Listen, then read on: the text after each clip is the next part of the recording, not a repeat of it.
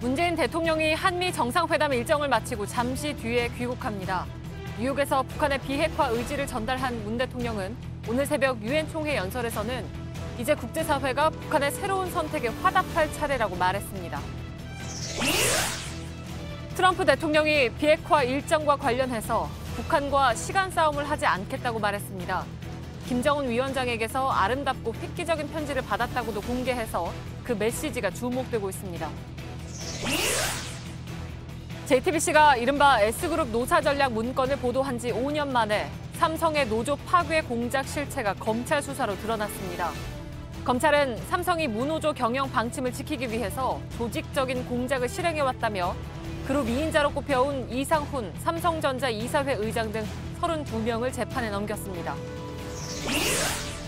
심재철 자유한국당 의원이 청와대가 지난 1년 석 달 동안 규정상 사용이 금지된 심야 시간대와 주말에 2억 원 이상의 업무 추진비를 썼다고 주장했습니다. 청와대는 추측성 의혹 제기일 뿐이라고 반박했습니다. 뉴스룸이 양측의 주장을 상세하게 비교해봤습니다. 유기농 수제 쿠키로 유명해진 미미쿠키가 값이 싼 대형마트 제품을 다시 포장해서 판매한 것으로 드러났습니다. 미미쿠키 측은 일부 책임을 인정하고 환불과 폐업 의사를 밝혔지만 소비자들은 형사 고발할 예정입니다. 서울시 교육청이 중고등학교 학생들의 염색과 파마까지 허용하는 완전한 두발 자유화를 추진하겠다고 밝혔습니다. 찬반 논쟁이 뜨거운 가운데 현장에서는 어떤 목소리가 나오는지 들어봤습니다. 내일부터 앞좌석은 물론 뒷좌석 차량 탑승자도 안전띠를 매지 않으면 과태료를 묻니다. 또 자전거를 탈 때 안전모를 반드시 써야 하고 술을 마시고 자전거를 탔다가 적발되면 범칙금을 내야 합니다. 주택 외벽에 붕괴 위험이라는 글자가 적혀 있고 기둥과 지지대는 부서지고 있습니다. 주민들은 바로 앞 아파트 공사 때문에 주택 7채가 비슷한 상황이라고 말하지만 아직 보상에 대해서는 제대로 논의된 바 없습니다. 공사장 주변 무너지는 집들 실태를 밀착 카메라에서 전해드립니다. 공기청정기가 도로 위로. 내일을 바꾸는 현대수소 전기차.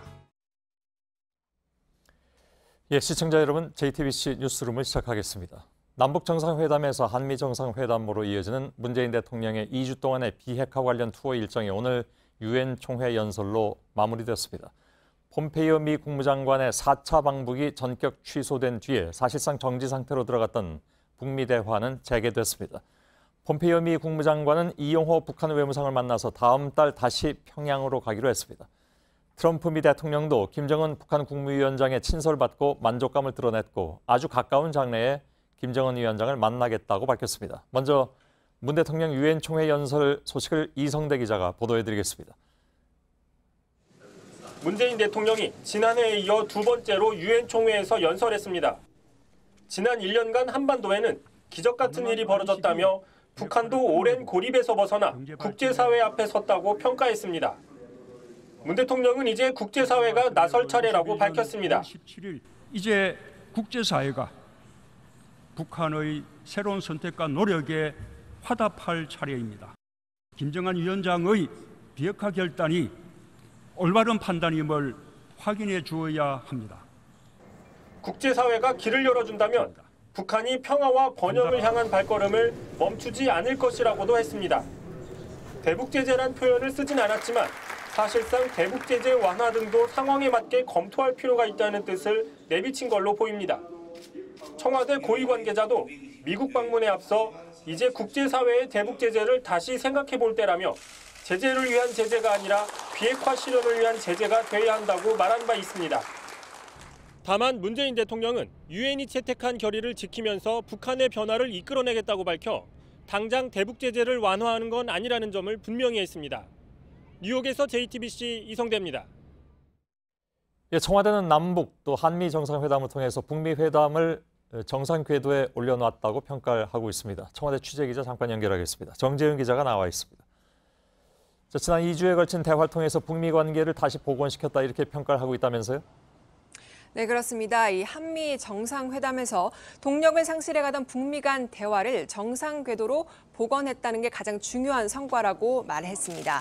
특히 미국의 경우에는 북한의 비핵화 메시지에 실질적인 진전이 없으면 대화는 없다, 이런 입장을 확고히 해왔는데, 이런 상황에서 문 대통령이 김정은 위원장과 대화에서 들은 비핵화 의지를 트럼프 대통령에게 정확하게 전달을 하면서 사실상 모든 대화 채널이 다시 가동되기 시작했다, 이렇게 평가했습니다. 그 얘기를 미국이 일단 우리 정부가 내놓은 중재안을 수용했다가 이렇게 받아들인다는 얘기인가요?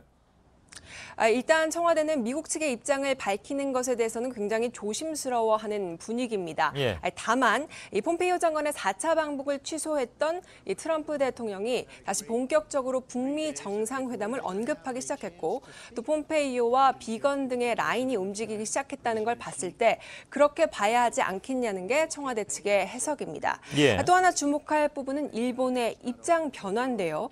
일본의 경우에는 이 안보 문제에 있어서는 철저하게 미국의 입장과 보조를 맞춥니다. 이번에 일본 아베 총리가 김정은 위원장의 친서에 대해서 정말 획기적인 편지다, 이렇게 언급을 했고, 또 유엔 총회에서 김정은 위원장과 만날 것이라는 것을 언급한 점 등을 봤을 때 미국과 일본의 입장 변화가 그대로 드러난 것 아니냐는 게 청와대 측의 해석입니다. 예, 이런 일련의 과정은 결국 이제 북미 2차 정상회담으로 귀결이 될 텐데, 무엇보다 거기서 어떤 결과가 나오느냐, 이게 제일 역시 중요하겠죠. 물론 그렇습니다. 이 청와대 설명처럼 일단 2주 동안은 연쇄 정상회담을 통해서 어떤 이 얼어붙을 뻔했던 북미 관계가 다시 재가동된 건 맞습니다. 하지만 여전히 갈 길은 먼 상황이고요. 당장 다음 달 혹은 11월로 예상이 되는 북미 정상회담 성사 여부가 고비가 될 걸로 보입니다. 또 열린다고 하더라도 협상 내용에 1차 때와는 달리 어떤 비핵화 관련해서 진전된 결과물이 포함되느냐가 중요한 대목입니다. 이 회담의 성사 여부 그리고 성공 여부는 다음 주로 예상이 되는 폼페이오 장관의 4차 방북 결과에 따라서 어느 정도 짐작이 가능하지 않겠냐는 게 청와대 측의 설명입니다. 예, 정재윤 기자였습니다. 트럼프 미 대통령은 북한 비핵화 일정과 관련해서 시간 싸움을 하지 않겠다, 이렇게 말했습니다. 비핵화 시한에 쫓기지 않겠다는 것을 강조한 것으로 보입니다. 특히 트럼프는 김정은 위원장에게 친서를 2통 받았다는 얘기를 하면서 그 내용이 획기적이라고 해서 친서 안에 상당히 구체적인 메시지가 담겼을 것이라는 관측도 나왔습니다. 김현기 특파원입니다.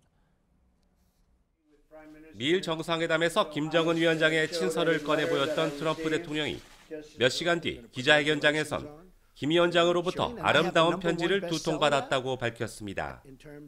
이 중 한 통을 본 아베 총리가 획기적이고 역사적인 편지라 했다고 소개했습니다.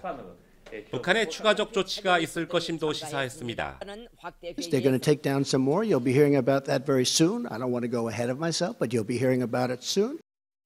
비핵화 시한에 구애받지 않겠다고도 했습니다. But we're not playing the time game. If it takes 2 years, 3 years, or 5 months, doesn't matter. 북한이 이미 핵과 미사일 실험에 관심이 없고 미국은 제재를 풀지 않고 있기 때문에 서두를 이유가 없다는 겁니다. 폼페이오 장관은 앞서 이용호 외무상과 만나 평양 방문을 합의했습니다. 우여곡절 끝에 2차 북미 정상회담이 가시권에 들어오긴 했지만 향후 구체적 행동을 둘러싼 줄다리기는 이제부터 시작입니다. 결국 폼페이오 장관의 다음 달 4차 방북에서 얼마나 구체적 결과를 이끌어내느냐가 향후 북핵 협상의 최대 분수령이 될 것으로 보입니다. 뉴욕에서 JTBC 김현기입니다. 예, 다음 2차 북미 정상회담은 11월 중순 이전에 판문점이 될 가능성이 제기됐습니다.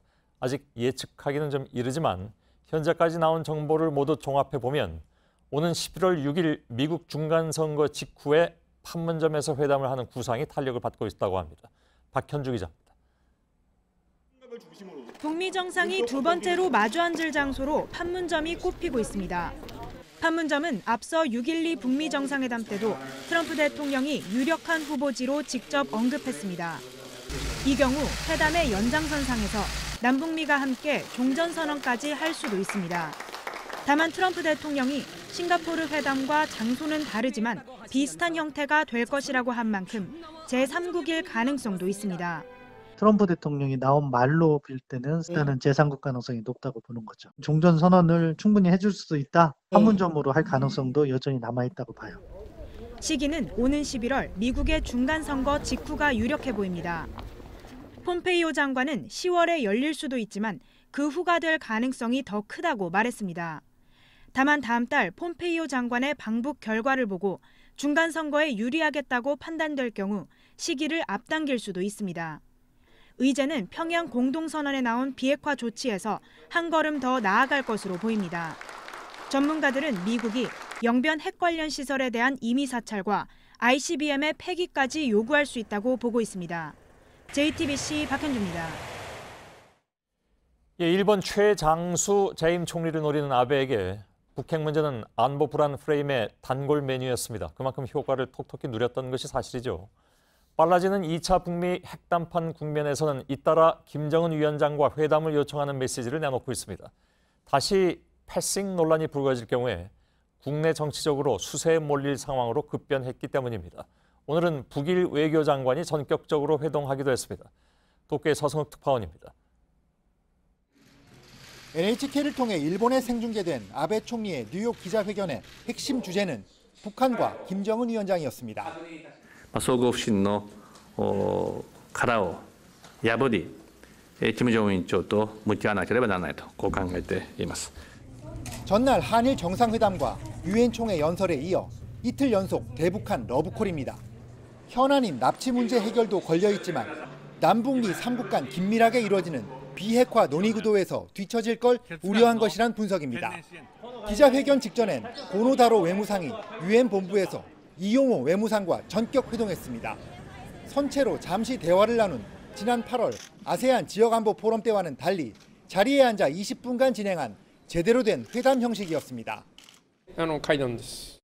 内容については一切触れるつもりはございません。 유독 일본의 냉랭한 태도를 이어온 북한이 아베 총리의 러브콜을 받아들일지는 북한 비핵화 후속 협상의 진전에 달려있다는 평가입니다. 도쿄에서 JTBC 서승욱입니다.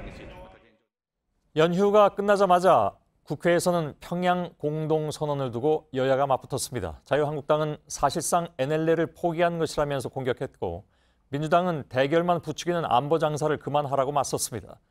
비핵화 과정에서 국회가 풀어야 할 일이 많은데 쉽지가 않아 보입니다. 박유미 기자입니다. 추석 연휴가 끝난 뒤 열린 첫 회의에서 평양 공동선언을 두고 포문을 연 건 자유한국당이었습니다. 우리 장병들은 목숨으로서 피로서 지켜온 NLL이었습니다. 이런 NLL 문재인 정권은 일순간에 놓아버렸다는 이 사실. 민주당에선 안보 장사라고 반박했습니다. 서해 완충 지역을 문제 삼는 것은 또다시 NLL 논란을 불러일으켜 안보 장사를 해보겠다는 의도로밖에.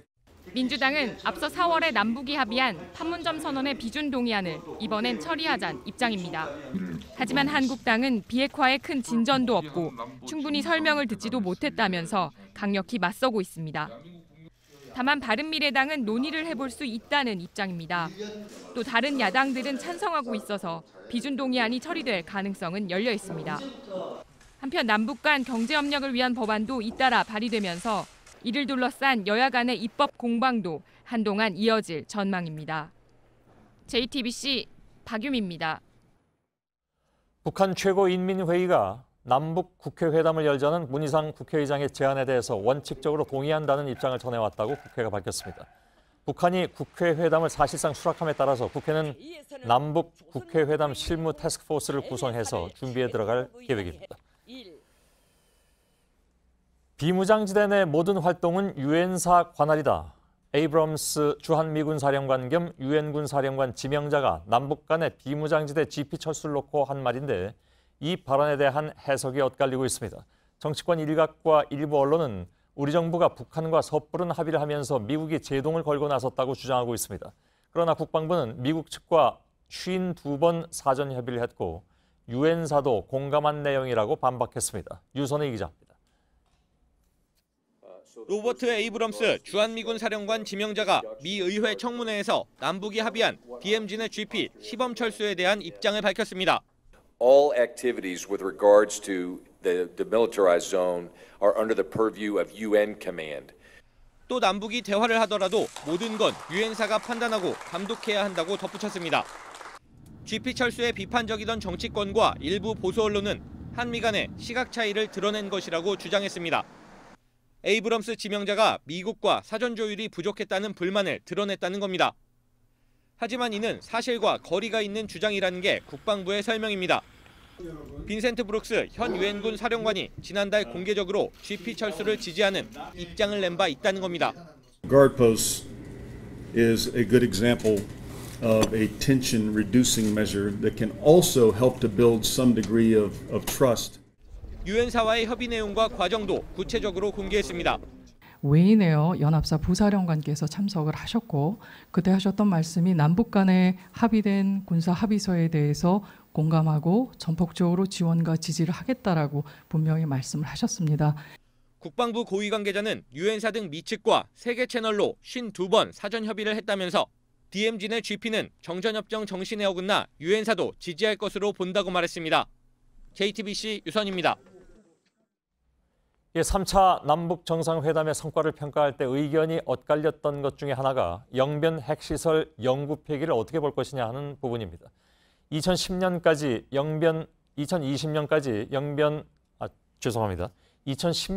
영변 핵시설을 4차례 방문한 미국의 저명한 핵과학자 지그프리드 해커 박사가 오늘 서울에서 강연회를 열었는데 김정은 위원장이 영변 핵시설 폐기에 동의한다고 밝힌 것은 놀랍다고 말하기도 했습니다. 김소연 기자입니다. One of the remarkable things about what President Moon Jae-in came back with is that he said that Kim Jong-un agreed that he would dismantle the Yongbyon nuclear complex.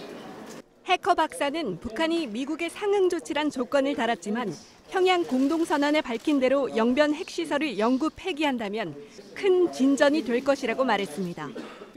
문정인 통일외교안보 특보가 한국과 미국의 보수 언론이 영변의 낡은 시설을 폐기하는 것은 의미 없다고 주장하는 데 대해 묻자 나온 답변입니다. 영변의 핵시설 일부는 오래전부터 있던 것이지만 일부는 새로운 시설이란 설명도 덧붙였습니다. 해커 박사는 북한이 현재 핵탄두를 30개 안팎 가진 것으로 본다는 분석도 내놨습니다. 60에서 70개라는 일부의 주장과는 다른 견해를 밝혔습니다. If you look at the estimate by the American intelligence community, it's 60 to 65. Why there is such a huge difference? Their estimate depends a lot on my visit, because I'm the only guy who was there talking to him. 해커 박사는 북한의 비핵화 검증엔 많은 시간이 필요하다며 동결, 감축, 폐기의 3단계를 거치면 10년은 걸릴 것으로 내다봤습니다. 각 단계를 밟으며 신뢰를 쌓는 것이 중요하고 당면한 위협을 줄이는 것부터 해야 한다고 주장했습니다. 이른바 프론트 엔드 로드, 예컨대 미국의 위협이 되는 ICBM과 플루토늄부터 접근하자는 겁니다. 이 같은 측면에서 북한이 핵실험과 미사일 테스트를 멈춘 것도 의미가 있다고 분석했습니다. 해커 박사는 2004년부터 2010년까지 4차례 영변 핵시설을 방문했고 북한은 우라늄 농축 시설도 처음으로 해커 박사에게 공개했습니다. JTBC 김소현입니다. 저희 JTBC는 지난 2013년, 그러니까 5년 전에 S그룹 노사 전략이란 문건을 보도하면서 삼성의 노조 파괴 의혹을 제기한 바가 있습니다. 그러나 문건의 출처가 확인되지 않는다는 이유로 수사는 당시에 흐지부지 됐습니다. 5년이 지나 다시 진행된 검찰 수사를 통해서 그룹 차원에서 조직적으로 실행된 노조 파괴의 실체가 마침내 드러났습니다. 검찰은 오늘 삼성의 노조 파괴 공작에 대한 중간 수사 결과를 발표하면서 이렇게 말했습니다. 누구나 알고 있었지만 누구도 확인하지 못했던 것. 먼저 여성국 기자입니다. 검찰은 삼성의 노조 파괴 공작이 그룹 차원에서 이뤄진 조직적 범죄라고 결론냈습니다. 무노조 경영 방침을 고수하기 위해 그룹 미래전략실 주도로 계획을 마련해 실행해왔다는 겁니다. 미전실의 노사 전략에 기초하여 구체적인 마스터 플랜을 마련하여 실행해온 사실이 밝혀졌습니다. 검찰에 따르면 지난 2013년 6월 삼성전자 서비스에서 노조 설립 움직임이 포착되자 삼성은 종합상황실과 신속대응팀을 꾸렸습니다. 이어 그룹 미래전략실 계획에 따라 다양한 노조 파괴 공작이 이뤄졌다는 겁니다. 노조 세력이 우회 침투하는 것을 막는다면서 삼성전자 서비스 협력업체 노조에 대해 동원할 수 있는 거의 모든 방법을 사용하여 노조 와해 작업을 벌여왔습니다. 이번 수사를 통해 검찰은 삼성 2인자로 불리는 이상훈 삼성전자 이사회 의장 등 모두 32명을 무더기로 재판에 넘겼습니다. 그러나 그룹 의사결정의 최고 책임자인 이재용 부회장의 개입 여부는 밝혀내지 못했습니다. 검찰은 다만 에버랜드 등 다른 계열사에 대한 노조 파괴 의혹 수사가 본격화되면 오너 일가의 개입 여부도 다시 살펴보겠다고 했습니다. JTBC 여성국입니다. 예, 삼성은 노조 설립을 악성 바이러스 침투에 비유했습니다. 이 바이러스를 막겠다면서 삼성은 조합원 시신 탈취와 개인정보 사찰 등 수단과 방법을 가리지 않고 노조 파괴 공작을 벌였다는 것이 이번 수사의 결과입니다. 이지혜 기자입니다. 검찰이 공개한 삼성 미래전략실의 2013년 노사전략 문건입니다. 악성 노조 바이러스가 침투하더라도 흔들림 없도록 비노조 DNA를 체화시켜야 한다고 적었습니다. 노조를 병균으로 규정한 삼성은 수단과 방법을 가리지 않고 노조 활동을 막은 걸로 조사됐습니다. 2014년 노조 탄압에 반발해 목숨을 끊은 고 염호석 씨 장례가 갑작스레 노조장에서 가족장으로 바뀐 게 대표적입니다. 당시 염 씨의 유서대로 노조장을 치르려 하자 사망 하루 만에 경찰이 투입돼 시신을 가져가 탈취 논란이 일었습니다. 그런데 검찰 수사 결과 삼성 임원이 염 씨 부친에게 현금 6억여 원, 브로커에게 수천만 원을 건넨 뒤 시신을 가져간 걸로 드러났습니다. 노조원의 임신 여부나 이혼, 정신병력 등 민감한 정보도 사찰 대상이었습니다. 사찰한 정보는 조합원을 1대1로 밀착 감시하는 이른바 엔젤 요원에게 제공해 탈퇴를 종용하는 데 활용한 걸로 전해졌습니다. 여기에 하청업체에서 노조 활동이 활발해지면 대표에게 돈을 주면서 위장 폐업을 시켰고 노조원들은 재취업을 못하도록 방해했습니다. JTBC 이지혜입니다. 예, 검찰은 노조 파괴에 연루된 최고위직으로 이상훈 삼성전자 이사회 의장을 지목했습니다. 그 윗선이 개입한 증거는 확보하지 못했다는 얘기인데 다만 검찰은 오늘 발표가 중간 수사 결과라고 강조했습니다. 앞으로도 수사가 이어진다는 얘기죠. 취재 기자가 나와 있습니다. 강버들 기자입니다. 자, 통상 그 대기업에서 중요한 의사결정은 가장 윗선, 흔히 말하는 오너가 한다. 이런 얘기들이 상식으로 남아 있는데 이번 수사에선 그 부분은 어떻게 봤다는 얘기입니까? 이번 수사에서 무노조 경영 방침을 강화하기 위해 그룹의 미래전략실이 이 노사 전략을 세운 게 확인됐습니다. 예. 이 무노조 경영 방침은 창업주인 고 이병철 회장의 유지입니다. 예. 노조 측이 지난 4월 이건희 회장과 이재용 부회장 등을 고발한 것도 이 때문입니다. 예. 이 원칙을 세운 오너 일가의 지시가 있었을 거란 주장인데요. 검찰 역시 이 부분을 확인하고자 했습니다. 하지만 이번 수사에서 오너 일가의 관여를 보여줄 만한 증거는 확보하지 못했습니다. 예. 검찰 수사가 지금 한 반년 가까이 진행이 되지 않았습니까? 그동안에 문건도 다 자세히 봤을 테고 또 여러 가지 증언들도 들었을 텐데 결국 결론은 이상훈 의장에서 끝난다 이런 얘기가 되나요? 예, 검찰 관계자는 오늘 삼성 측의 강력한 조직 결속력이 수사 과정에서 어려움으로 작용했다고 말하기도 했습니다. 예. 소환 조사를 받은 관계자들이 오너 일가의 연루는 부인하거나 입을 열지 않았다는 겁니다. 다만 검찰은 앞으로도 수사를 이어가겠다는 의지를 분명히 했습니다. 예. 오늘 중간 수사 결과를 발표한 삼성전자 서비스뿐 아니라 에버랜드, 삼성 S1, 삼성 웰스토리 등 다른 계열사에서도 벌어졌던 노조와의 수사가 진행 중인데요. 검찰은 이들 계열사를 수사하는 와중에 오너 일가의 관여 여부를 더 들여다보겠다고 밝혔습니다. 예. 그러니까 간단하게 얘기하면 오너들의 원칙이 그랬을 뿐이지 실행한 것은 우리다. 이런 얘기였던 모양이네요. 근데 이런 수사 결과에 대해서 피해 당사자였던 노조 측은 뭐라고 얘기를 합니까? 나두식 삼성전자 서비스 지회장은 이 삼성그룹 측의 개입 의혹이 공식적으로 확인된 부분에 대해서는 환영 입장을 일단 밝혔습니다. 예. 다만 박근혜 정부 시절이던 2013년이죠. 처음 S그룹 문건이 나왔을 때 검찰이 이번 수사에 임하는 자세로 수사를 했더라면 얼마나 좋았겠느냐라면서 아쉬움을 드러내기도 했습니다. 예. 고 염호석 조합원 시신을 탈취하는 과정에서 경찰이 부정하게 개입했다는 의혹 등 이 삼성전자 서비스 노조 관련 수사 역시 다 끝난 게 아닌 만큼 남은 수사도 철저히 진행돼야 한다는 입장입니다. 삼성은 오늘 공식 입장을 내놓지 않은 채 말을 아꼈습니다. 예. 향후 진행될 재판 과정에서 본격적으로 혐의를 다투겠다는 취지로 풀이됩니다. 예. 5년 전에 이 뉴스 처음 보도해드릴 때 심상정 의원의 네. 제보로 보도를 해드렸던 기억이 납니다. 그로부터 5년이 지났는데 이제 중간 수사 결과 발표가 나왔다. 이렇게 정리하면 될 것 같군요. 강버들 기자였습니다.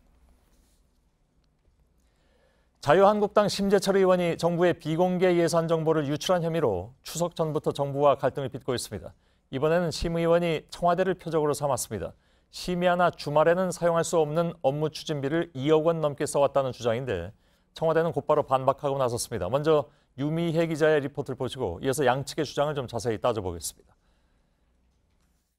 심야에는 안 되고 또 공휴일 토요일에도 안 되고 주말에도 안 되고 잘못된 것들 좀 오늘 말씀을 드렸습니다.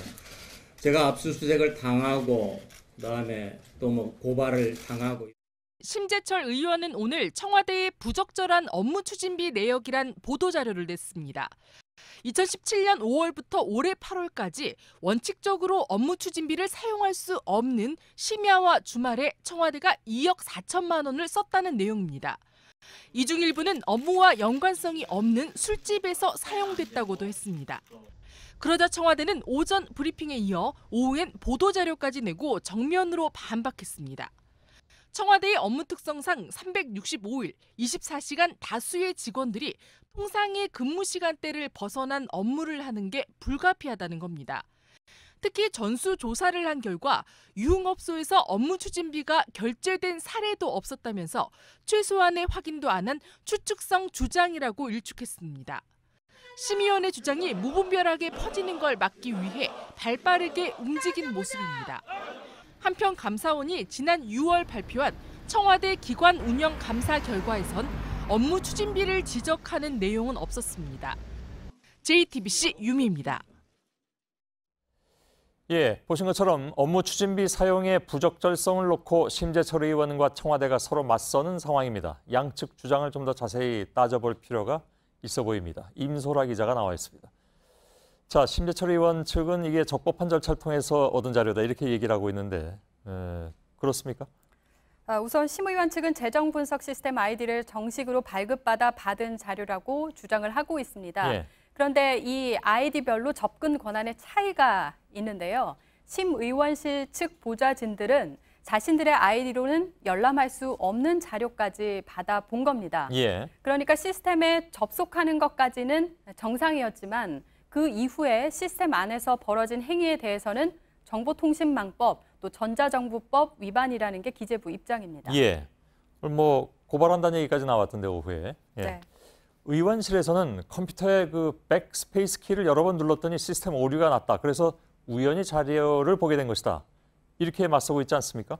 네. 그러니까 한두 번이야 그런 식으로 시스템 오류로 자료를 볼 수도 있겠지만 기재부는 심 의원실이 계획적이고 반복적으로 이런 행위를 했기 때문에 불법이다라고 맞서고 있는 겁니다. 예.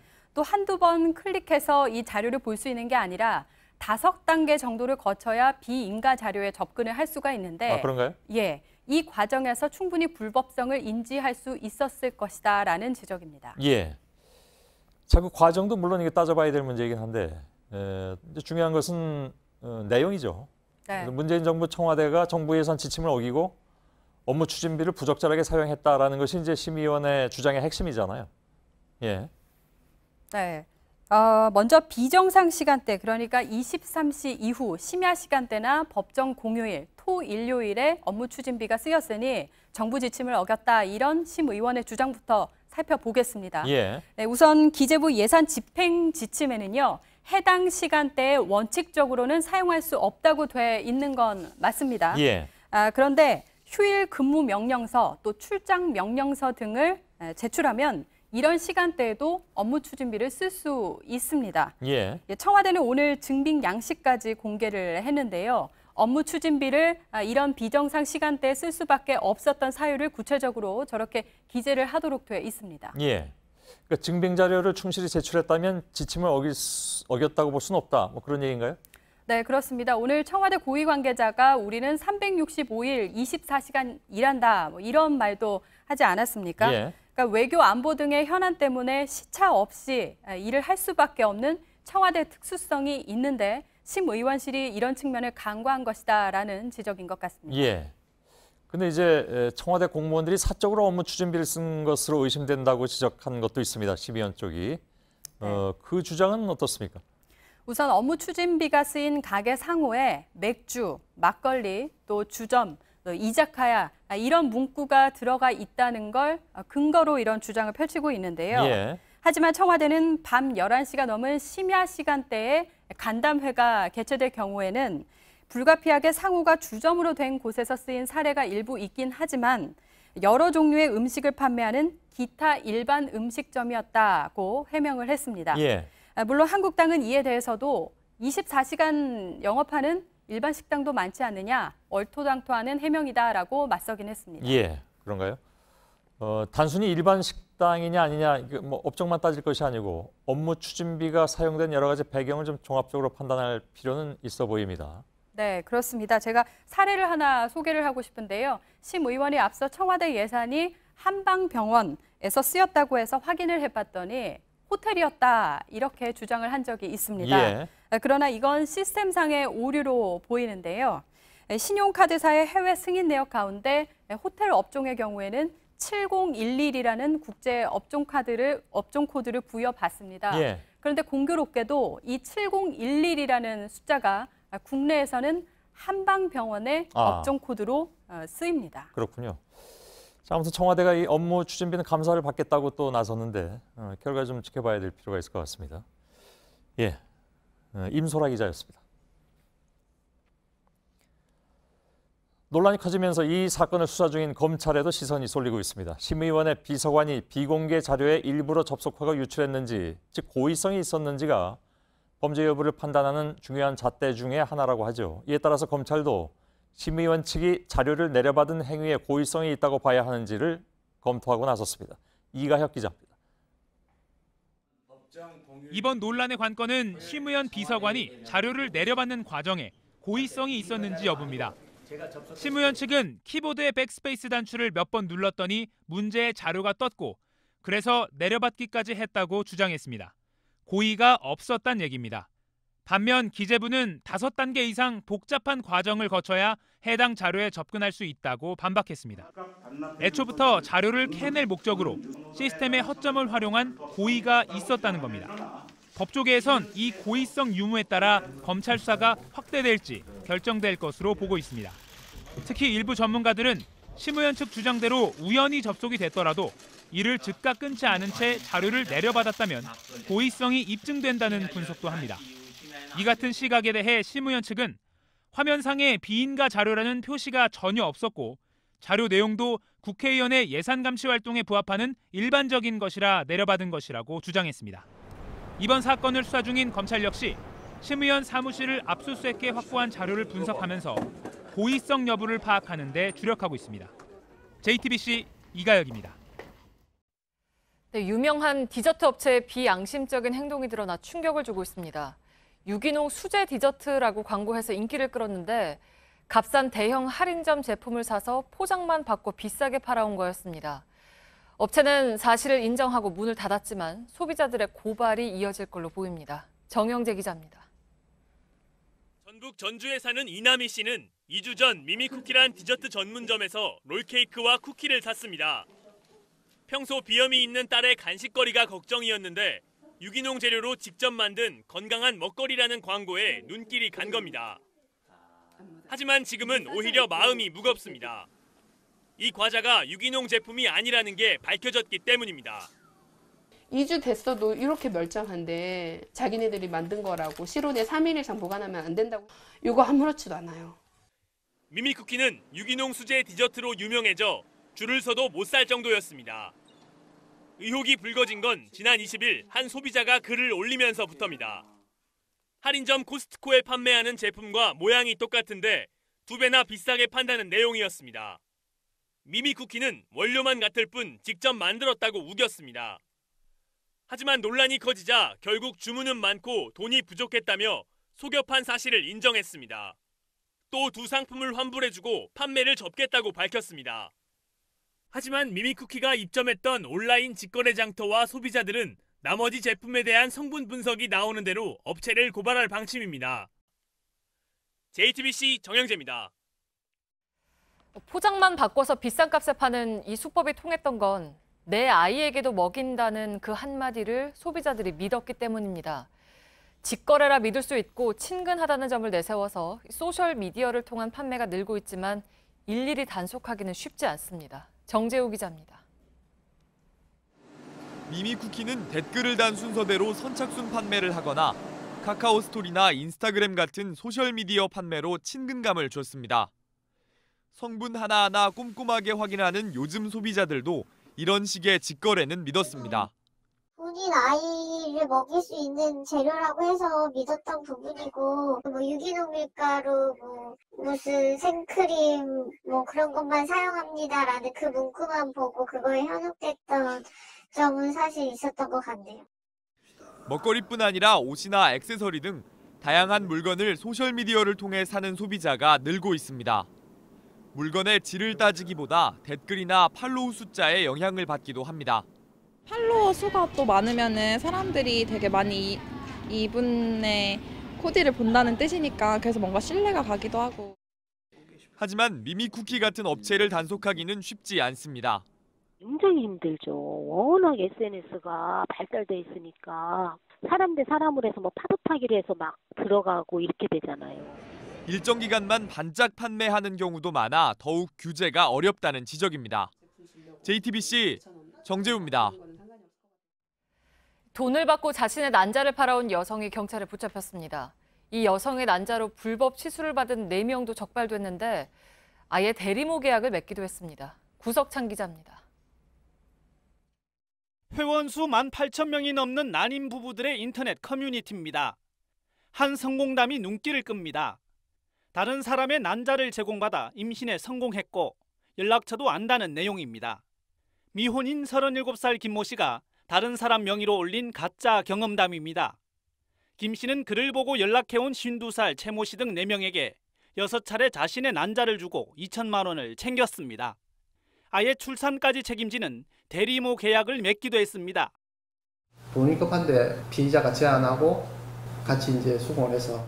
김 씨의 범행은 한 피해자가 연말정산 과정에서 자신의 명의가 도용된 채 지나치게 많이 의료비가 청구된 사실을 알게 되면서 드러났습니다. 한 사람이 평생 3번까지만 난자를 기증할 수 있다는 규정을 피하기 위해 다른 사람 이름으로 허위 서류를 꾸민 겁니다. 최근 서울 대학가에선 난자를 구한다는 벽보가 잇따라붙어 경찰이 수사 중입니다. 유럽과 미국에선 정당한 비용을 내면 난자를 제공받는 난자은행이 운영되고 있습니다. 국내에선 무상 기증만 허용되는데 기증자 찾는 게 쉽지 않습니다. 이 때문에 심각한 저출산 상황과 맞지 않는 규정이란 목소리도 나옵니다. JTBC 구석찬입니다. 네, 어젯밤 KTX 강릉선 열차가 주행을 하던 중 확인되지 않은 물체와 부딪혔습니다.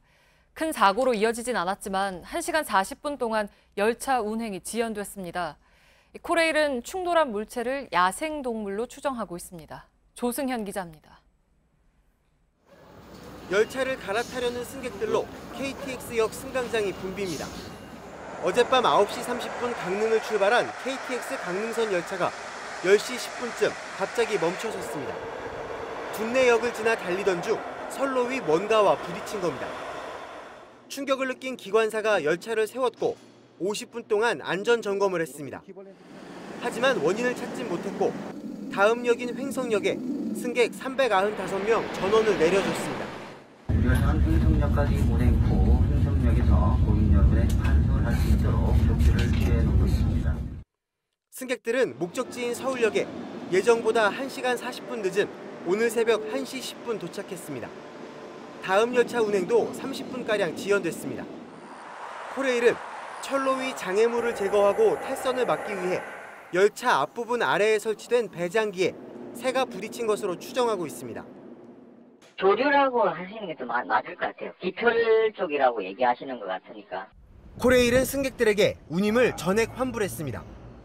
또 사고 열차를 경기도 고양에 있는 차량 기지로 이동시켜 정확한 사고 원인을 조사하고 있습니다. JTBC 조승현입니다. 내일부터 뒷좌석도 안전띠를 매지 않으면 과태료를 묻니다. 다만 택시나 광역버스에서는 운전자가 미리 안전띠를 매라고 안내했다면 승객이 매지 않아도 운전자와 승객 모두 처벌하지 않습니다. 또 술을 마시고 자전거를 타면 범칙금을 내야 합니다. 달라지는 도로교통법 이예원 기자가 알려드립니다. 퇴근 시간대 서울 시내 도로입니다. 앞좌석뿐 아니라 뒷좌석의 안전띠까지 모두 맨 경우는 찾기가 쉽지 않습니다. 안전벨트 잘 매시나요? 잘 안 나요. 귀찮고 생각 별로 안 나요. 앞에 앉는 거 아니고. 앞에는 소리 나니까. 지난해 뒷좌석에서 안전띠를 착용한 경우는 30% 정도로 앞좌석의 3분의 1에 그쳤습니다. 하지만 안전띠를 매지 않았다가 사고가 났을 경우 앞좌석보다 뒷좌석에서 사망하는 사례가 더 많습니다. 탑승자 안전을 강화하기 위해 내일부턴 일반 도로에서도 앞뒤 모든 좌석에서 안전띠를 매야 하는 도로교통법이 시행됩니다. 뒷좌석에 탄 성인이 안전띠를 매지 않을 경우 3만 원, 13세 미만 어린이라면 6만 원을 과태료로 내게 됩니다. 다만 택시나 안전띠가 설치된 광역버스에선 운전자가 미리 안내했다면 승객이 매지 않아도 운전자와 승객 모두 처벌하지 않기로 해 법 취지에 맞지 않다는 지적입니다. 또 앞으로 술을 마시고 자전거를 타다 걸려도 범칙금 3만 원을 내야 합니다. 단속 기준은 혈중 알코올 농도 0.05% 이상입니다. 경찰은 2달간의 계도 기간을 거쳐 12월부터 본격 단속에 들어갑니다. JTBC 이혜원입니다. 지금부터 두발 검사를 실시한다. 넌 학생이냐 사회인이냐? 내 머리! 네, 선생님 손에 들린 바리깡. 만화 속 장면이지만 그렇게 낯설진 않습니다. 현실에서도 학생들은 매일 아침 교문을 지키던 선도부원들에게 두발 단속을 받아야 했으니까요. 예, 학생들에 대한 두발 규제는 일제강점기 군대 문화로부터 비롯됐습니다. 이후에 시대별로 조금씩 다른 모습을 보이긴 했지만 남학생들의 경우에 1970년대까지는 일명 밤송이 머리, 그러니까 반삭이 일반적이었습니다. 네, 그러다가 1982년에 두발 자유화가 실시됐죠. 하지만 귀 밑 3cm 같은 규정이 있어서 학생들의 머리 모양은 여전히 비슷했습니다. 이 두발 자유화에 대한 목소리는 2000년대 초반부터 커지기 시작했습니다. 청소년들은 노컷 운동이란 이름으로 두발 규제 반대 서명 운동을 펼쳤고 대규모 거리 시위도 벌였습니다. 예. 2005년 국가인권위원회는 강제적인 두발 단속 방법이 학생들의 행복 추구권과 사생활 자유를 침해한다면서 바꾸라고 권고를 했습니다. 또 2010년 이후에 학생 인권 조례가 제정되면서 두발 자유는 제도적으로 보장됐지만 여전히 학교 자율에 따라서 단속과 규제가 이어지는 상황이죠. 오늘 조희연 서울시 교육감은 염색과 파마까지 허용하는 두발 자유화를 선언했습니다. 이제 개별 학교에서 공론화를 통해서 생활 규정을 바꾸는 과정이 남아 있습니다. 오효정 기자입니다. 서울의 한 중학교 교문 앞입니다. 짧은 머리와 긴 머리 제각각이지만 염색을 한 머리나 파마 머리는 찾아볼 수 없습니다. 학생 인권 조례가 제정된 지 8년이 지난 지금 서울 시내 중고등학교의 84%가 머리카락 길이 제한을 없앴습니다. 하지만 염색과 파마가 가능한 학교는 12%에 불과합니다. 일부 학교에선 속머리와 겉머리의 모양을 제시하는 등 머리 모양 규정도 여전합니다. 오늘 조희연 서울시 교육감은 염색과 파마까지 포함해 완전한 두발 자유화를 선언했습니다. 현장에선 찬반이 엇갈립니다. 애들이 그냥 신경 쓰고 그냥 학업에 열중하지 않을까 봐 그것도 걱정이고 사실 경제적인 부분도 무시할 수가 없잖아요. 학생들이 스스로 선택할 수 있게 해야 한다는 의견도 나옵니다. 두발 자유화에 대해서 굉장히 환영을 하고요. 이번 선언은 좀 강제성을 좀 가졌으면 좋겠고. 최대 교사단체인 교총은 반대 성명을 냈습니다. 명분은 학교가 자율적으로 정할 내용이란 거지만 파마와 염색을 허용하면 학교 생활 통제가 어렵단 판단입니다. 반면 학생들은 찬성 의견이 많습니다. 공부하는 거랑 머리색이랑은 크게 관련이 없다고 봅니다. 당연히 자기의 머리색은 자유니까 할 수 있다고 생각합니다. 교육청은 내년 상반기까지 각 학교에서 학생과 학부모, 교사들이 토론을 통해 생활 규정을 개정해달라고 요청했습니다. 하지만 학교 내부 논의를 통해 규제를 유지하더라도 교육청 차원에서 강제할 권한은 없습니다. JTBC 오효정입니다. 수행비서를 성폭행한 혐의를 받는 안희정 전 충남도지사에 대해서 검찰이 무죄 선고를 받아들일 수 없다면서 2심 재판부에 항소 이유서를 냈습니다. 검찰은 특히 1심 재판에서 재판부가 피해자의 정조를 언급하는 등 성폭력 재판에서 지켜져야 할 법령이 제대로 지켜지지 않았다고 지적했습니다. 김선미 기자입니다. 검찰은 2심 재판부에 항소 이유서를 내면서 안희정 전 지사의 1심 재판부가 성폭력 재판과 관련해 법령을 제대로 지키지 않았다고 주장했습니다. 현행법은 성폭력 재판에서 피해자의 인격이나 명예가 손상되지 않도록 법원이 주의해야 한다고 규정하고 있습니다. 그런데도 피해자 김지은 씨를 신문하면서 정조라는 단어를 쓰거나 피해자 심리 상태와 관련한 전문가 의견을 제대로 수렴하지 않았다는 겁니다. 또 김 씨에 대한 안전지사 측의 부적절한 반대 신문을 방치했고 재판을 전부 공개하지 말라는 요구도 받아들이지 않아 2차 피해가 벌어졌다고도 지적했습니다. 검찰은 2심 재판에선 이런 문제가 다시 일어나지 않도록 재판부가 소송 지휘권을 엄정히 행사해달라고 촉구했습니다. 이에 대해 안전지사 측 변호인은 재판부가 정조라는 단어를 즉각 정정하는 등 심리 과정에서 문제가 없었다고 주장했습니다. JTBC 김선미입니다.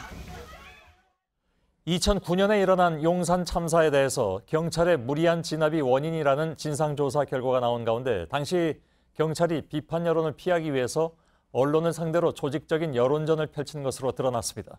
경찰 간부들이 평소 친분이 있는 언론인을 접촉해서 우호적인 기사와 칼럼을 부탁했다고 합니다. 김민관 기자입니다. 지난 2009년 1월 용산 참사 직후 경찰청 수사국이 작성한 문건입니다. 수사국 간부들은 참사 발생 이틀 뒤부터 10여 개 언론사의 주필과 국장, 기자 등을 접촉했습니다. 경찰의 입장을 설명하고 우호적인 보도를 부탁하기 위해서입니다. 한 언론사 주필에겐 공권력 투입의 필요성을 설명했고 또 다른 언론사 기자에겐 신속한 진압 이유를 설명했다고 나와 있습니다. 문건엔 당시 사퇴 압박을 받던 김석기 경찰청장 내정자에 대해 우호적인 내용을 기사에 담기로 협조 의사를 받아냈다는 대목도 있습니다. 접촉한 결과 이렇게 유리한 보도가 있었다라는 보고 문건까지 있기 때문에 경찰 지휘부가 좀 조직적으로 지휘한 것이 아닌가. 문건에는 또 경찰의 강경 진압에 대한 비판 여론을 돌리기 위해 재건축, 재개발 비리에 대한 특별 단속에 착수해야 한다는 내용도 있습니다. 경찰은 공식 문서가 아니라 메모 수준의 보고였다고 해명했지만 용산 참사 진상조사의 관계자는 상당 부분이 실제로 실행됐다고 했습니다. JTBC 김민관입니다. 경찰이 성폭력을 예방하겠다며 제작해서 각 교육청에 배포한 웹툰이 논란이 되고 있습니다.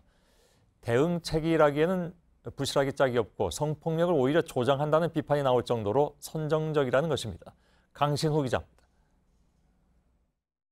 경찰청이 각 교육청에 배포한 성폭력 예방 웹툰입니다. 남자 중학생들의 단체 채팅방에 여학생들을 몰래 찍은 영상들이 올라오는데 성인 만화와 다를 바 없습니다. 자신의 여자친구 사진을 발견한 한 학생이 다른 친구와 다투다 주인공에게 상담을 청합니다. 그런데 주인공은 너도 찍었으니 사과하라고 할 뿐 몰카를 찍고 공유하는 문제는 전혀 언급이 없습니다. 성추행을 일삼던 친구에겐 자업자득이니 알아서 해결하라고 조언하고 원조 교제를 당할 뻔한 여학생에겐 채팅 앱을 지우라는 충고가 전부입니다. 비속어도 자주 쓰입니다.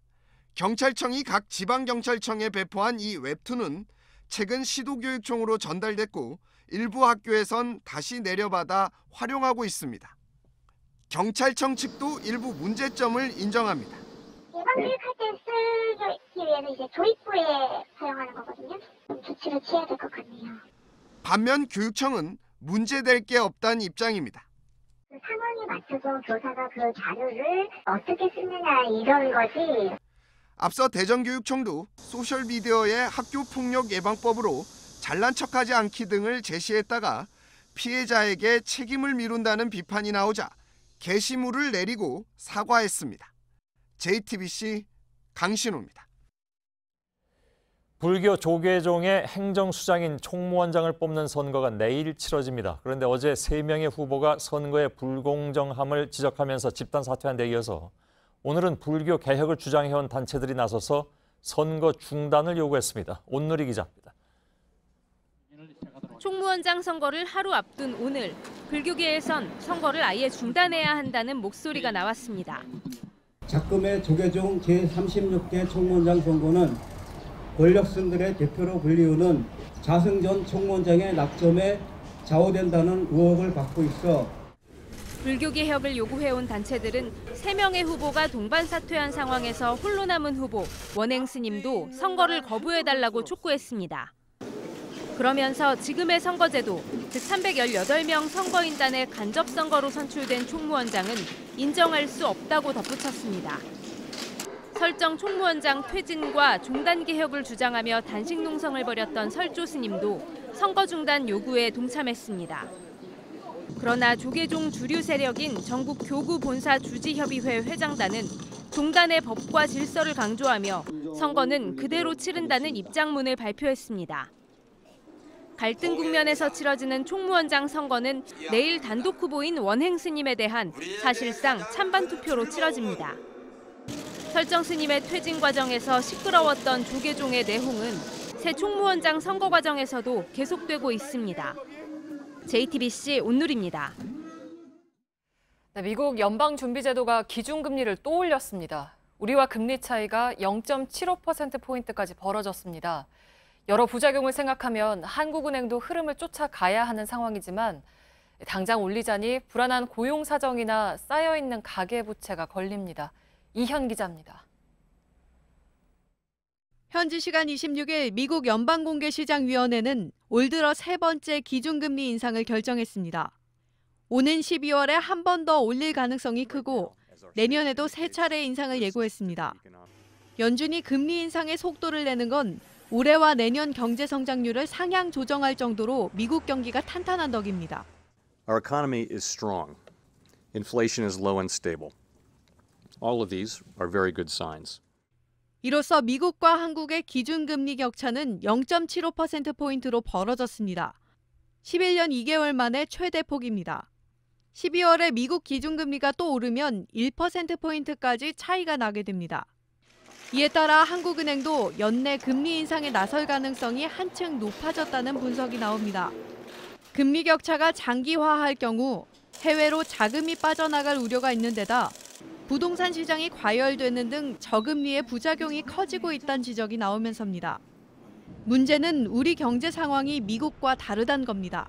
바깥으로도 미중 무역 분쟁이 생각보다는 더 격화되고 있고 또 물가와 고용 사정이 금리를 딱딱 올리기에는 조금 미흡하다고 할까요? 금리가 오르면 당장 빚이 많은 자영업자와 서민들의 살림살이는 더 팍팍해질 수 있습니다.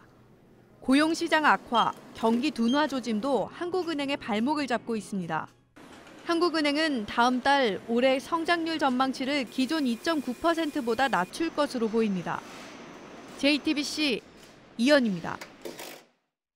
네, 이르면 내년 5월에 인천공항 입국장에 면세점이 들어섭니다. 해외로 나갈 때는 물론 귀국할 때도 공항 면세점을 이용할 수 있는 겁니다. 또 쓰고 남은 외국 동전도 앞으로는 선불카드 포인트로 적립해서 국내에서 쓸 수 있습니다. 박영우 기자입니다. 인천공항 입국장입니다. 짐을 찾는 승객들 뒤로 셔터가 내려진 공간이 보입니다. 공항 측이 입국장에도 면세점이 생길 것을 대비해 마련해둔 곳입니다. 이르면 내년 5월부터 이 공간에 실제로 면세점이 들어섭니다. 정부가 오늘 혁신성장 관계장관 회의에서 입국장 면세점을 허용하기로 하면서입니다. 우선 인천공항에서 6개월간 시범 운영을 해본 뒤 문제가 없으면 김포공항 등 다른 공항으로 확대할 계획입니다. 다만 입국장 면세점에선 담배는 팔지 않습니다. 긴 줄이 늘어서 입국장이 혼잡해질 수 있는 데다 내수 시장을 교란할 수 있다는 우려에서입니다. 담배를 많이 사는 품목 중에 하나인데 담배를 제한다는 건 좀 이해가 안 됩니다. 면세 한도는 출국할 때와 입국할 때를 합쳐 기존대로 미화 600달러로 유지됩니다. 환전 절차도 보다 간편해집니다. 공항에 무인 환전기가 설치돼 온라인으로 환전 신청을 한 뒤 출국장에서 바로 찾을 수 있게 됩니다. 해외에서 쓰다 남은 외국 동전도 공항 무인 환전기를 이용하면 선불카드 포인트로 적립해 국내에서 쓸 수 있습니다. JTBC 박여우입니다. 네, 우리나라가 고령화 사회를 넘어서 아예 고령 사회로 들어섰습니다. 지난 7월 기준으로 전체 인구 가운데 65세 이상의 비중이 14%를 넘어선 겁니다.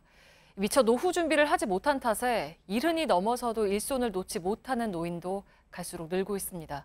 송지혜 기자입니다. 7월 기준 65세 이상 고령자는 738만여 명으로 외국인을 포함한 전체 인구의 14.3%에 달했습니다. 처음으로 고령사회 기준인 14%를 넘어선 겁니다. 유엔은 이 비중이 7%가 넘으면 고령화 사회, 14%가 넘으면 고령사회, 20%가 넘으면 초고령 사회로 구분합니다. 우리나라는 지난 2000년 고령화 사회로 진입한 데 이어 18년 만에 고령 사회로 들어섰습니다. 24년이 걸린 일본과 비교해도 매우 빠른 속도입니다. 이대로 가면 5년 뒤인 2023년에는 초고령 사회가 되고 2060년에는 65세 이상이 전체 인구의 41%에 달할 것으로 전망됩니다. 고령화 속도가 워낙 빠르다 보니 노후 대비는 크게 부족한 상황입니다. 생활비를 벌기 위해 70이 넘어서도 일손을 놓지 못하는 노인도 늘고 있습니다. 지난해 기준 우리나라 70에서 74세 고용률은 33.1%로 OECD 회원국 중 가장 높았습니다. 그런 게 올라와서 한 15년 되고 나니까 퇴직금은 바닥에 나왔지. 생활 유지를 했으니까 어적시대가 일선에 나와야 한단 말이에요. 통계청 설문조사 결과 취업을 원하는 노인의 59%는 생활비에 보태기 위해서라고 답했고 일하는 즐거움을 찾기 위해서라는 응답은 33%에 그쳤습니다. JTBC 송지혜입니다. 네, 트럼프 미국 대통령이 시진핑 중국 국가주석을 두고 이젠 내 친구가 아니라고 말했습니다. 두 사람이 원래 친구였는지는 알 길이 없지만 아무튼 이제 거북한 사이가 된 건 틀림없어 보입니다. 트럼프 대통령은 11월에 있을 중간선거에 중국이 개입하려 한다면서 시 주석을 비난했고 시진핑 주석도 자력 갱생을 말하면서 물러서지 않았습니다. 이주찬 기자입니다. Regrettably, we found that China has been attempting to interfere in our upcoming 2018 election. 트럼프 대통령이 유엔이란 공식석상에서 중국을 정면 겨냥했습니다. 중국이 아이오와주 유력 매체에 미중 무역 분쟁과 관련해 미국을 비판하는 선전 광고를 올리고 있다고도 했습니다. 아이오와 등 이른바 판벨트로 불리는 미국 중부 지역은 트럼프의 핵심 지지 기반입니다. 관세 보복전 이후 판벨트가 영향을 받고 있는 상황에 반트럼프 광고가 올라오자 배후로 중국을 지목한 겁니다. 시 주석과의 우정에도 변화를 예고했습니다. He may not be a friend of mine anymore, but I think he probably respects. 시 주석은 무역 전쟁의 핵심 대상인 콩 생산지 등 곡창지대에서 자력 갱생을 강조하며 전의를 다졌습니다. 单边主义、保护主义上升了，那逼着我们靠自己走自力更生的道路，这个不是个坏事。 미중 무역 전쟁은 양국 지도자의 결별 선언부터 마오쩌둥 시대의 유산까지 등장하면서 장기전 구도로 치닫고 있습니다. JTBC 이주찬입니다. 다음 달 5일 1심 선고를 앞두고 있는 이명박 전 대통령 측이 재판부에 의견서를 제출해서 다스는 이 전 대통령 것이 아니고 직원들의 추측일 뿐이라고 주장했습니다. 이 전 대통령 측 변호인단은 다스가 이 전 대통령 것이라면 직원들의 자부심이 더 컸을 것이라며 회사 내 소문이 퍼져서 검찰 조사에서도 추측성 진술이 나온 것이라고 다스 실소유주 의혹을 부인했습니다. 서울 영등포에서 개모임을 운영하던 70대가 갯돈 5억 원을 들고 잠적했다는 고소장이 접수돼서 경찰이 수사에 나섰습니다. 71살 김모 씨는 2016년부터 동네에서 개모임 2개를 운영했고 피해자들은 20여 명이 넘는 것으로 파악됐습니다. 경찰은 개주 김 씨를 추적하는 한편 피해자들이 더 있을 것으로 보고 조사하고 있습니다. 자동차가 사람을 향해 돌진하고 이 차에 치인 사람은 공중으로 튀어 올랐다가 떨어졌습니다. 운전자인 중국인 유학생 20살 한모 씨는 같은 중국 유학생 조모 씨 등과 술을 마시고 싸우다가 감정이 격해져서 일을 저질렀다고 했습니다. 중상을 입은 조 씨는 병원에서 치료 중이고 제주 서귀포 경찰서는 한 씨를 살인미수 혐의로 구속했습니다. 원희룡 제주지사가 조금 전인 오늘 저녁 8시 서귀포 경찰서에 피의자 신분으로 출석했습니다. 지난 6월 13일 지방선거를 앞두고 사전 선거운동을 한 혐의에 대해 조사받기 위해서입니다. 내일은 제주경찰서에서 골프 관련 시설의 특별 회원권을 받았다는 의혹을 포함해서 5가지 혐의에 대해 조사받을 예정입니다. 원 지사는 제기된 의혹들이 사실 무근이라고 주장하고 있습니다. 네, 국제축구연맹 FIFA는 매년 가장 아름다운 골을 선정합니다. 우리 프로축구 K리그에서도 그렇게 기막힌 골을 넣는 선수가 있습니다. 경남의 외국인 선수 말컹은 아름다운 골을 쌓아 벌써 25골을 기록했습니다. 이도성 기자입니다. 공을 가슴으로 튕겨 오버헤드킥으로 연결합니다. 국가대표 골키퍼 조현우도 막을 수 없었습니다. 말컹에게 이런 골은 어쩌다 한번 나오는 장면이 아닙니다. 2달 전 서울과의 경기에선 크로스를 그대로 몸을 눕힌 채 오른발로 때려 모두를 놀라게 했습니다. 쉽게 툭툭 공을 띄워서 수비수도 골키퍼도 제치고는 골을 터뜨리기도 했습니다. 농구 선수를 꿈꿨을 만큼 점프도 남달라 수비수보다 한 뼘 더 뛰어올라 기어코 골을 만들고 큰 키에도 몸이 유연해 예측하기 어려운 골로 상대를 괴롭힙니다. 머리로, 발로 어느덧 25골을 넣었는데 이런 페이스라면 남은 8경기에서 프로축구 최다인 31골도 넘어설 기세입니다. 걸그룹 춤을 추거나 공중제비를 도는 등 골 뒤엔 즐거운 세리머니로 사랑받는 말컹은 지난해 2부 리그 득점왕에 이어 올해는 1부 리그 역대 최다골 득점왕까지 바라보고 있습니다. JTBC 이도성입니다.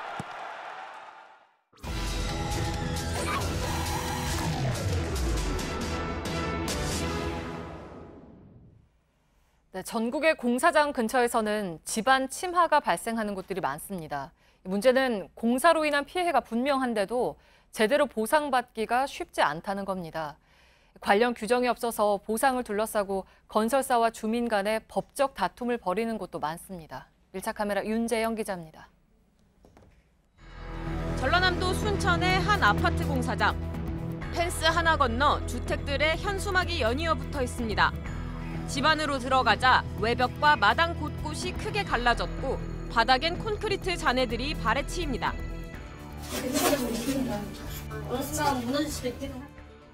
무너지고 있다는 건 이 공사장을 마주하고 있는 주택 7채입니다. 집 안으로 들어와 보면 마당에 들어서자마자 지진이 난 것처럼 바닥이 쩍쩍 갈라졌고 벽에도 균열이 생겼습니다. 공사로 땅을 파내자 이쪽 흙이 앞으로 쏠리면서 집안이 침하하고 집도 앞으로 기우는 건데요. 원통을 굴려보면 대굴대굴 굴러갈 정도로 기울었습니다. 이 장판을 들춰보면 시멘트도 온통 갈라져 균열이 생겼고 이쪽으로 와보시면 여기는 다용도실인데 이 바닥이 갈라졌을 뿐 아니라 벽도 손이 쑥쑥 들어갈 정도로 균열이 생겼습니다. 지난 5월 바로 옆 아파트에서 터파기를 시작한 뒤 문제가 생긴 건 모두 7집에 달합니다. 시에서 의뢰한 안전진단에서 6곳이 2등급, 한 곳은 D등급 평가를 받았습니다. 2등급은 최하 안전등급으로 즉각 사용을 금지해야 하는 상태입니다. 원인은 공사로 인한 상수관 파열과 이로 인한 집안 침하로 판단됐습니다. 시청은 추석 전까지 이주를 통보했지만 정작 이사를 한 건 새들어 살던 한 가구뿐입니다. 떠나고 싶지 않은 곳에서 쫓겨나는 심정으로 나가는 거라 정말 황당하고 어이가 없네요, 진짜. 조합 측은 보증금 3천만 원에 월세 50만 원을 1년 동안 지원해 줄 수 있다는 입장입니다. 반면 집주인들은 재건축이 약속되지 않는 한 나갈 수 없다는 입장입니다. 이사를 내보내고 보수 보강을 실시할 예정이다. 건물이 조금 피했을 때는 보수 보강이 돼요. 그런데 이렇게 많이 집이 파손돼가지고 조합 측은 주민들이 과도한 보상을 요구한다고 주장합니다. 실질적으로 뭐 집이 뭐 금이 가고 뭐 이런 정도지 32년이 넘었어요, 그 집이. 그리고 집 자체가 철근 콘크리트 집이 아니고 백돌로 만드는 집이에요. 순천시는 시공사의 결정만 바라보고 있습니다. 그런 것은 협상을 사실상 해야 되거든요. 개축을 하는 방향으로 저희들이 유도를 하려고 좀 준비를 하고 있습니다. 공사로 인한 피해 보상에 대한 규정이 없다 보니 법적 다툼으로 이어지는 경우가 많습니다. 충북 청주의 한 건물입니다. 건물 곳곳에 금이가 있습니다. 해당 건물 주인은 바로 옆 건물이 병원으로 재건축되면서 균열이 시작됐다고 주장합니다. 지하 턱박이차에 시간 협박한 이후에 갑자기 이제 이 바닥 부분에 이런 금들과 함께 여기가 이런 식으로. 병원 측은 건물주의 보상 요구가 과도하다고 맞서면서 양측은 1년 넘게 소송을 벌이고 있습니다. 하자에 대한 보수 보강에 대한 걸 갖다 우리가 회피한다는 건 아니고 그쪽도 욕심을 부리고 있다는 거예요. 건물 자체에도 태생적인 건물 하자가 있는 것이다. 피해를 입는 사람은 당사자들만이 아닙니다. 이달 초 다세대 주택 공사장 인근에서 기울어진 상도 유치원. 시공사와 동작구청 모두 안전관리 소홀 등을 이유로 경찰에 고발당했습니다. 아이들은 인근 상도 초등학교로 임시 등원 중입니다. 솔직히 이게 아이들이 잘못해서 이루어지는 일이 아니거든요. 근데 지금 피해는 고스란히 아이들이 다 받고 있는 거예요. 갑자기 자신이 살던 집이나 자신의 아이가 다니는 유치원이 무너진다면 그 심정이 어떨까요? 그 원인이 건설사의 부실 공사로 밝혀져도 기본적인 보상조차 제대로 받기 힘든 현실. 어디서부터 문제일지 짚어봐야 할 것 같습니다. 밀착 카메라 윤재영입니다.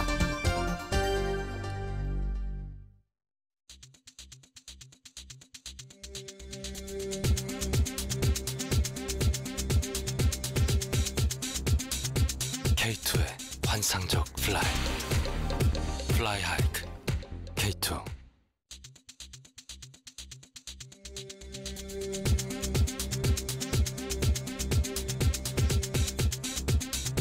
K2의 환상적 플라이.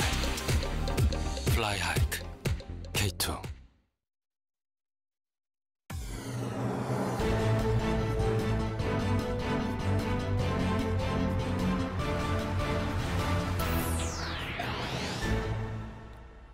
뉴스룸의 앵커 브리핑을 시작하겠습니다. 성서 속의 인물 삼손. 그는 이스라엘의 판관으로 초인적인 괴력의 소유자였습니다. 그 힘은 사자를 맨손으로 죽일 수 있을 정도였으니 그는 그리스 신화의 헤라클레스에 비견될 만했습니다. 그리고 그 힘의 원천은 바로 머리카락이었다고 하죠. 그는 블레셋, 그러니까 지금의 팔레스타인 사람들에게는 공포와 원망의 대상이었는데 그도 그럴 것이 사자를 죽이는 그 힘으로 블레셋 사람들을 부지기수로 죽였으니까요. 블레셋, 즉 팔레스타인 사람들은 데릴라라는 첩자를 삼손의 연인으로 삼게 했고 결국 그 막강한 괴력의 비밀을 알아내게 됩니다. 그리고 이 그림 속의 장면처럼 삼손은 데릴라의 무릎에서 잠든 사이에 머리카락을 잘리게 되고 그 힘도 사라져버리게 된다는 얘기. 물론 삼손은 머리가 자라면서 그 힘을 다시 얻어 이야기의 결말을 향하게 됩니다만 머리카락은 인간에게 무엇일까? 삼손의 괴력은 물리적인 것이었지만 그것을 자유와 상상력 또 창조적 힘과 치환해서 생각한다면 머리카락을 자르거나 강제로 깎아버리는 것은 바로 통제와 부자유, 억압과 맞닿아 있는 것이 아닐까? 우리는 이미 오래전에 독재국가의 권위주의를 관철하기 위해서 시민의 머리카락을 통제했던 경험을 갖고 있습니다.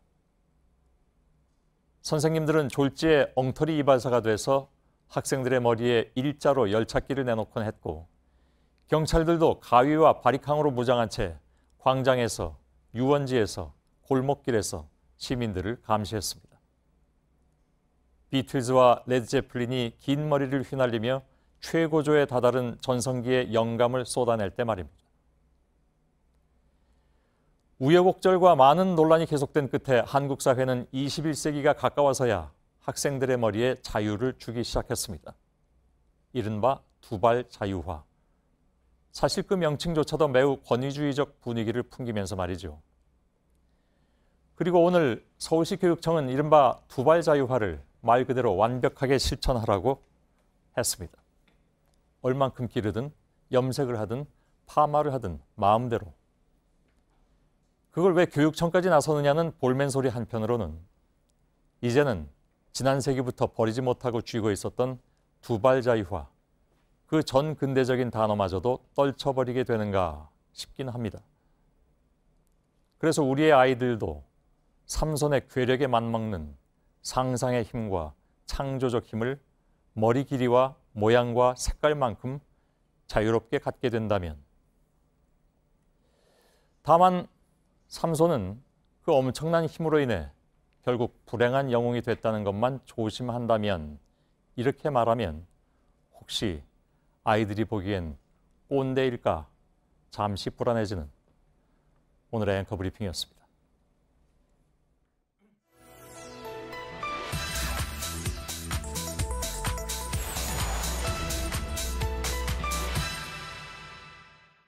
과연 노무현 정부 시즌2 문재인 정부답게 노무현 대통령이 포기하려 했던 NLL을 문재인 대통령이 확실하게 포기하고 말았습니다.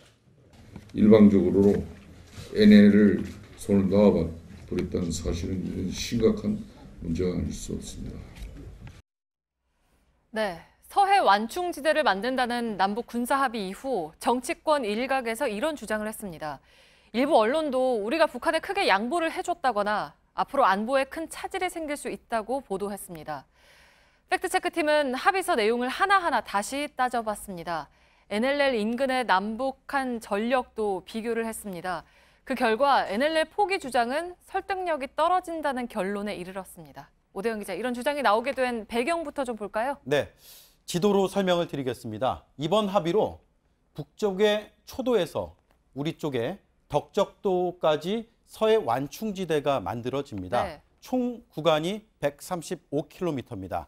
그런데 그 안에 북방 한계선 NLL이 있습니다.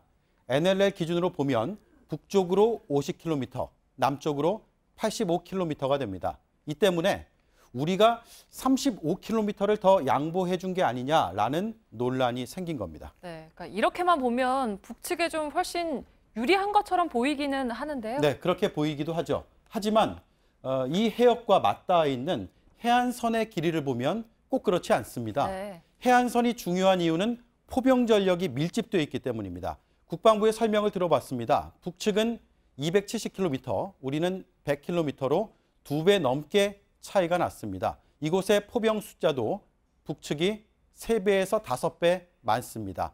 앞으로 이들은 평화수역을 향해서 포사격 훈련을 하지 못합니다. 네, 그러니까 북측의 포병이 더 많이 배치돼 있는 지역이고 그래서 우리가 뭐 일방적으로 좀 양보하는 거라고 말하기는 어렵다라는 거죠? 네, 병력뿐만이 아닙니다. 무기에서도 차이가 있습니다. 네.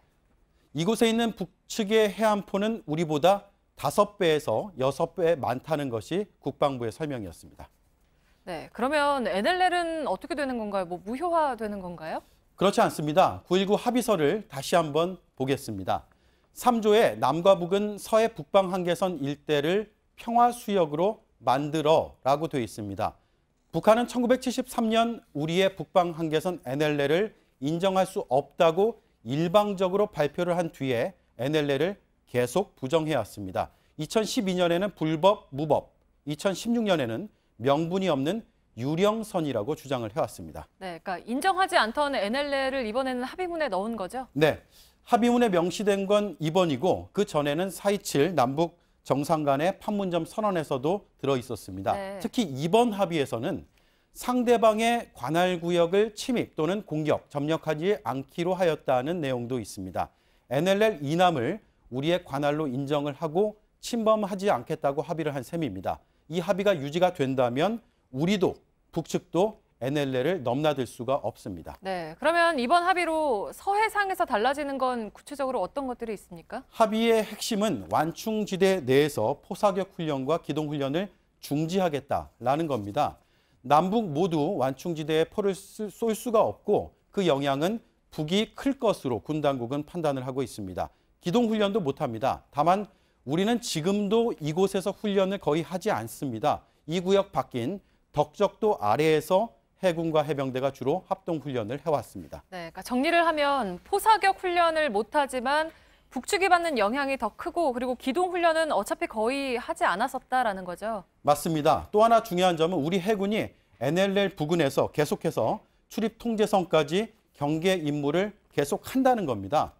기존처럼 쌍방이 경비를 하는 것에 합의를 했기 때문입니다. 서해 완충지대로 안보 공백이 생길 수 있지 않느냐라는 우려를 할 수는 있습니다. 그러나 이런 사실들을 종합해 보면 NLL 포기까지 주장하는 건 설득력이 떨어져 보입니다. 네, 팩트체크 오대영 기자였습니다.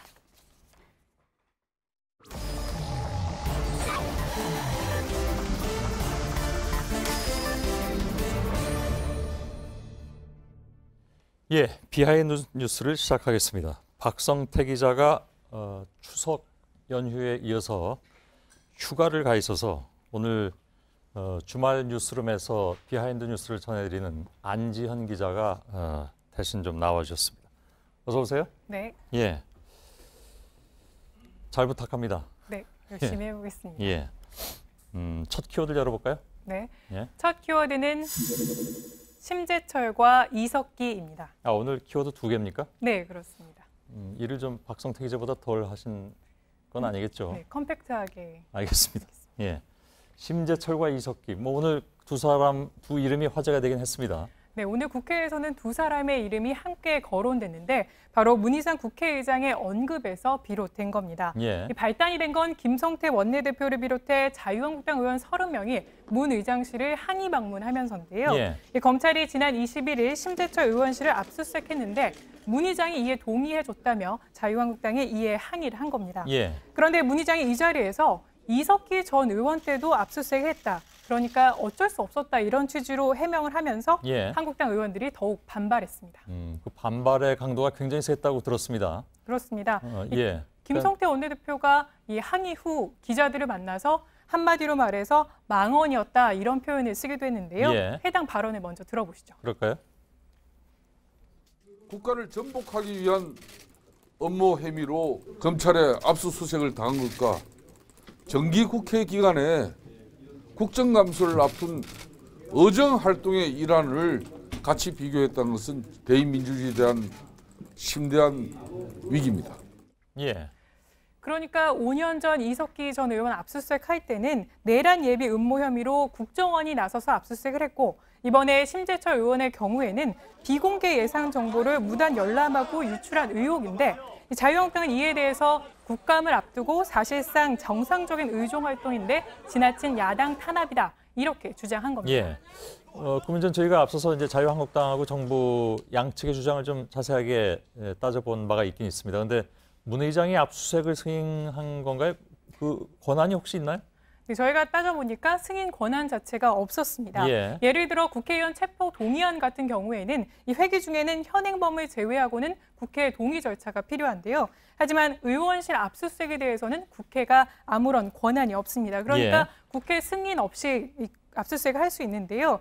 국회 사무처가 과거에 내놓은 자료에도 이 같은 사실이 분명히 적시돼 있습니다. 예. 상황을 보면은 의원실에 대한 압수수색은 국회의장 또는 국회 사무총장의 사전 보고나 승인 사항에 해당하지 않는다. 이렇게 명시돼 있고요. 예. 그러니까 승인은 필요 없지만 관례상 압수수색에 앞서 국회의장에게 뭐 통보나 보고만 하는 겁니다. 예. 이번에도 그러면 문 의장에게 보고만 됐다 이런 얘기인가요? 네, 맞습니다. 문 의장에게 그 압수수색에 앞서 그 당일날 보고를 했는데 그때 문 의장 의장실에 따르면 입법부에 대한 예의가 아니다 이렇게 화를 냈다고 합니다. 예. 뭐 화를 냈지만 이를 막거나 할 그런 권한 자체가 없었던 건데요. 그랬겠죠. 하지만 문 의장은 어찌됐건 한국당의 항의 방문 후에 입장문을 내서 유감 표명을 했습니다. 이 국회를 대표하는 국회의장으로서 매우 유감스럽게 생각한다 이렇게 얘기하면서 국회에 대한 사법부나 행정부의 판단과 집행 과정에 최소한의 제도적인 절차가 미비하다면 여야를 떠나서 국회 구성원 모두와 함께 개선하겠다 이런 입장을 밝혔습니다. 예, 그렇군요. 자, 두 번째 키워드 볼까요? 네, 다음 키워드는 국회의원 김경진입니다. 예, 그건 알겠는데. 예. 이게 현수막에 나온 이름이었는데요.